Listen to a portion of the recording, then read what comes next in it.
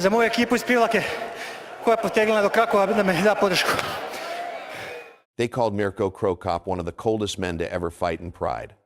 Not because he talked, not because he intimidated, but because of how little he showed when everything around him turned violent. Inside the Saitama Super Arena, under those harsh white lights, fights didn't feel like sport. They felt like something closer to survival. Men were kicked while they were already down. Referees hesitated for just a second too long. And sometimes, the crowd went completely silent, not out of respect, but because they had just seen something they could not process. Cro Cop walked through that world without expression. Left leg forward, eyes locked, no wasted motion. For years, it looked like nothing could touch him, not physically and certainly not emotionally. But that was never the full story. Because in an era like Pride, hatred did not come from shouting. It came from moments that stayed long after the arena lights were turned off. Moments where control slipped away. Moments where a fighter realized something had been taken from him and could never be taken back. There were many opponents in his career, but only 5 men ever crossed that line. Before we begin the story, we need to understand who Mirko Cro Cop truly was. Mirko Cro Cop, born May 17, 1974, in Vinkovci, Croatia. Before Pride, before the knockouts, before the nickname, he was already living in a world where violence was not a spectacle. It was part of reality. He did not come from a polished system. He came from a country shaped by conflict, where discipline was not something you learned in a gym. It was something you carried every day. That mindset led him into the Croatian anti-terrorist police unit, a place where control was not optional and hesitation had consequences. When he stepped into combat sports, that mentality did not change. In K1, he built his foundation as a striker, precise, calculated, no wasted movement. He did not fight to entertain. He fought to end exchanges as quickly as possible. Then came Pride, and everything became more dangerous. Inside that ring, his identity was simple. Left leg forward, one opening, one kick. Fighters knew it was coming and still could not stop it. Right leg hospital, left leg cemetery. It became more than a phrase. It became a pattern repeated again and again. But Pride was not built for clean victories. The rules allowed punishment to continue longer than it should. Tournaments forced fighters to return before their bodies were ready. Over time, the damage started to accumulate. Knee injuries, exhaustion, training camps that pushed past limits instead of protecting careers. At the same time, the pressure grew heavier. He was no longer just fighting for himself. He represented something larger, something tied to where he came from. And that kind of expectation changes the way a fighter carries every result. Because when a man builds his identity on control, the moments where he loses that control stay with him. The violence that made him famous also changed him forever. Number 5. Kevin Randleman. August 15th, 2004. Pride Final Conflict, Saitama Super Arena. Mirko Cro Cop walked into that fight as a system that had already been proven. Distance, timing, precision. Everything about his game depended on control. He did not react to opponents. Opponents were forced to react to him. Kevin Randleman did not play that game. From the opening seconds, there was no rhythm to read, no distance to manage, no structure to settle into. Randleman closed the space immediately, forcing the fight into something chaotic, something unstructured, something Cro Cop never wanted. There was no time to adjust. The moment came without warning. A powerful takedown attempt turned into a violent exchange. A short punch followed. Not clean, not technical, just heavy enough, just fast enough. Cro Cop dropped instantly. No guard, no recovery, no second chance. For a few seconds, nothing happened. The referee stepped in, but the damage had already been done. The crowd did not explode. It went silent. Because what they had just seen did not fit the narrative they believed. This was not a competitive loss. It was a collapse. Everything Cro Cop represented in that moment, the control, the precision, the inevitability, disappeared in a matter of seconds. Not over 5 rounds, not through accumulation, just one exchange. He stood up afterward without reaction, no anger, no protest, no visible frustration. But that silence said more than anything he could have said. Because for a fighter built entirely on control, this was the one thing he could not control. He would come back. In 2005, he defeated Randleman and corrected the record. On paper, the loss was erased. But moments like that do not disappear. And for Cro Cop, Kevin Randleman was not just an opponent he lost to. He was the man who showed the world what Cro Cop looked like without control. Number 4. Fedor Emelianenko. August 28, 2005. Pride final conflict. This was not chaos.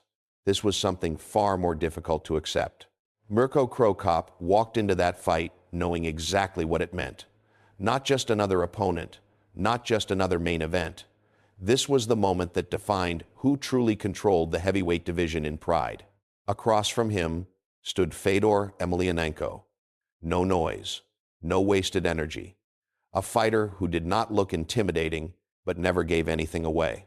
There was no chaos in his movement, no emotional reaction to read, just constant pressure built on small, controlled decisions. From the opening exchange, something felt different. Cro Cop was not overwhelmed. He was not rushed, but he was being denied. Every time he tried to establish distance, Fedor stepped just close enough. Every time he looked for rhythm, it was interrupted before it could settle.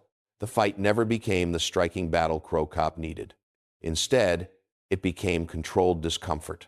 Fedor dictated where the fight went, when it slowed down, when it accelerated.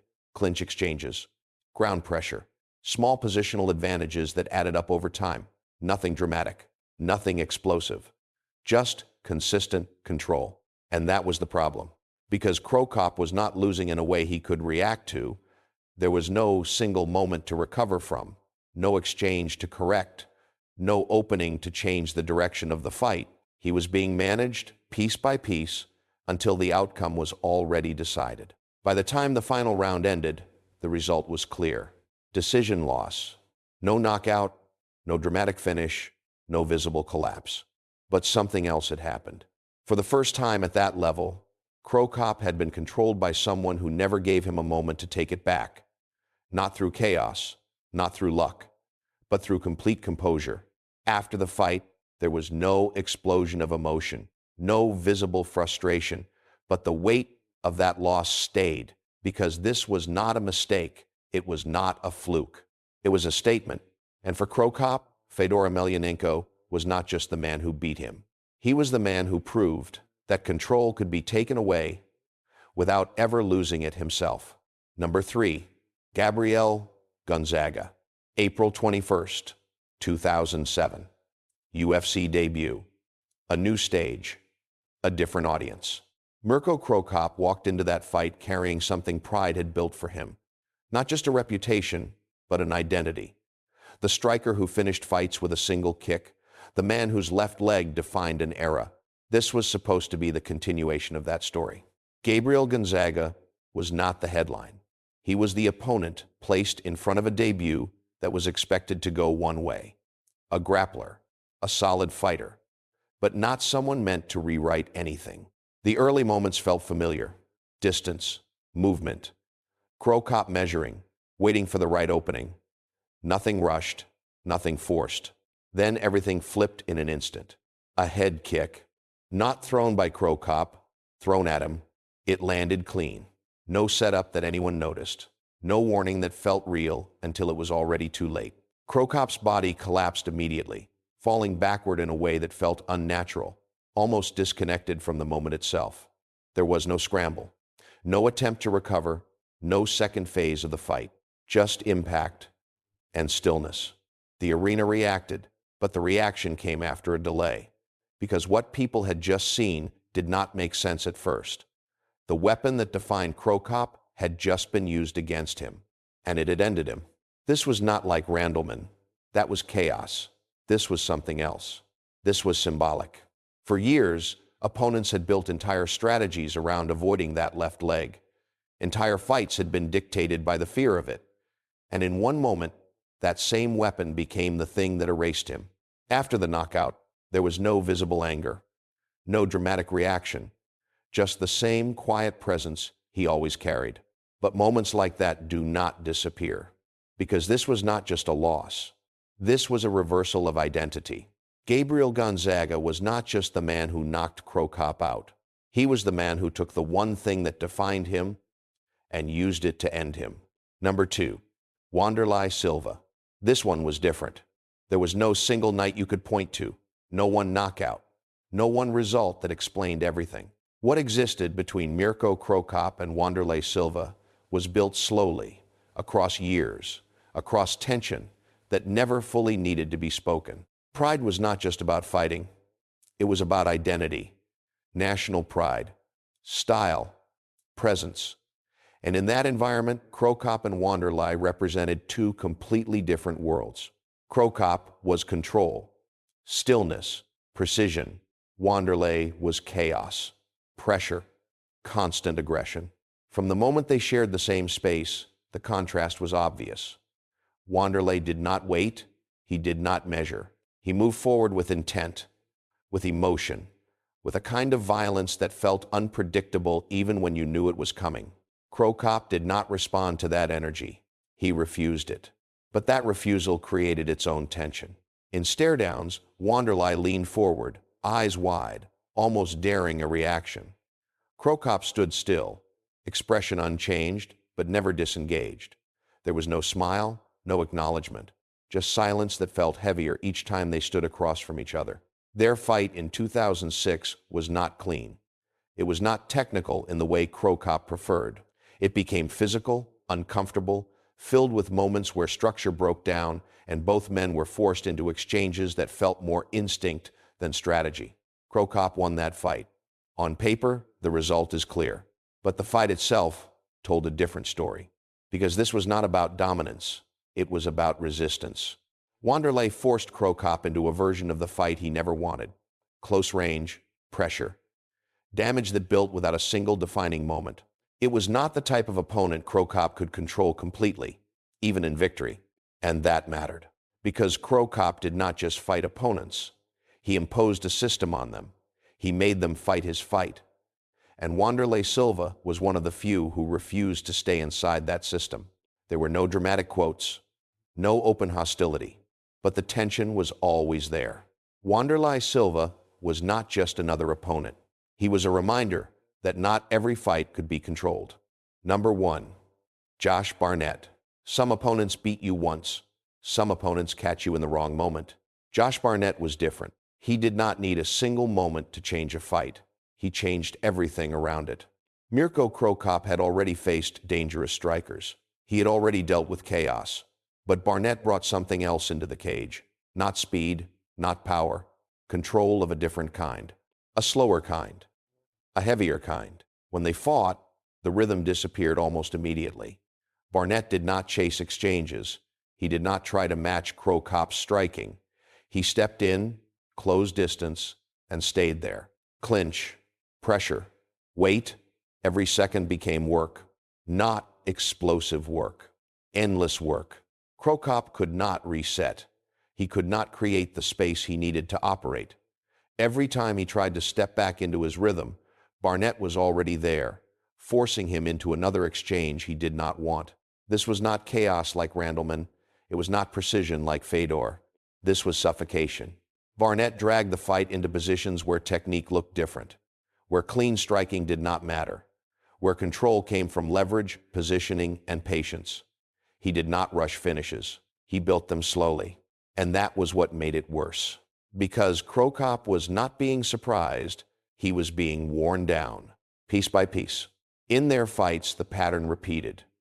Control against resistance, pressure against structure. And over time, Barnett found openings that did not come from speed, but from persistence. Submission attempts, positional dominance. Moments where Cro Cop was forced to defend instead of dictate. There was no dramatic collapse, no instant knockout, just a gradual loss of control. And for a fighter like Cro Cop, that was something harder to accept than a sudden defeat. Because this was not something he could fix with one adjustment. This was a style that directly opposed everything he built his career on. Afterward, there was no loud reaction, no visible frustration. But the fights spoke for themselves. Josh Barnett was not just an opponent who challenged Cro Cop. He was the man who forced him to fight a battle he could never fully control. There were many fighters in Pride, many dangerous men, many nights that ended in knockouts, in victories, in moments the crowd would replay for years. But not every fight leaves the same kind of mark. For Mirko Cro Cop, these 5 names were never just opponents. They were moments where something shifted, not always in the result, not always in the record, but in something deeper than that. Kevin Randleman was chaos, a night where everything collapsed in seconds. Fedor Emelianenko was control taken away slowly, without a single mistake to point to. Gabriel Gonzaga was reversal, the one weapon he built his identity on turned against him. Wanderlei Silva was resistance, a presence that refused to be controlled even in defeat. Josh Barnett was pressure, the kind that did not break you instantly, but wore you down until nothing felt the same. Individually, each fight can be explained. A technique, a strategy, a moment. But together, they tell a different story. Because in an era like Pride, victories were remembered, highlights were replayed, legends were built on knockouts and finishes. What people did not see was what stayed after. The nights that did not end clean, the fights that forced adjustments, the opponents that took something away even when the results said otherwise. Cro Cop remained a legend. That never changed. But legends are not built on perfection. They are built on what they survive, and sometimes what they carry. The crowd remembered the head kicks. They forgot the nights that never left him.